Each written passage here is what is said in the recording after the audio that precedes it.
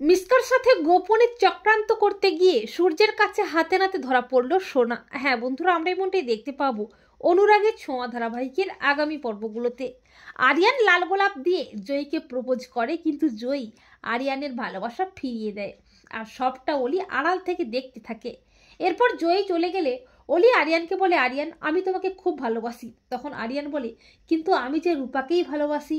আরিয়ানের কথায় অলির কষ্ট হয়, অলি প্রচণ্ড খেপে যায়। এমনকি অলি দীপাকে আবারও অপমান করে, ধাক্কা দিয়ে ফেলে দেয়। তখন জয়ী অলিকে ঠাটিয়ে চড় দিয়ে উচিত শিক্ষা দেয়, তবে অলি আরও খেপে যায়। আর সেই সুযোগে মিস্কা অলিকে ফোন করে উস্কাতে থাকে। মিস্কা অলিকে বলে, তোমাকে আমি এমন একটা জিনিস দেবো না যার সাহায্যে তুমি যা চাইবে তাই পাবে। এরপর মিস্কার কথা মতো অলি মিস্কার সাথে দেখা করতে যায়। মিস্কা অলিকে নানাভাবে উস্কাতে থাকে দীপা ও রূপার বিরুদ্ধে নিয়ে যাওয়ার জন্যে। মিস্কা সোনার ব্রেন ওয়াশ করতে থাকে, ভুলভাল বোঝাতে থাকে। এমনকি মিস্কা অলির হাতে অনেকগুলো টাকা দেয় আর বলে, অলি এই টাকার সাহায্যে তুমি যা চাইবে তাই পাবে। আর মিস্কা যখন অলিকে উস্কাচ্ছে, টাকা দিচ্ছে, ঠিক তখনই সূর্যও চলে আসে। সূর্য বলে, সোনা মিস্কার সাথে কি কথা বলছে, আবার মিস্কা তো সোনামাকে টাকাও দিচ্ছে।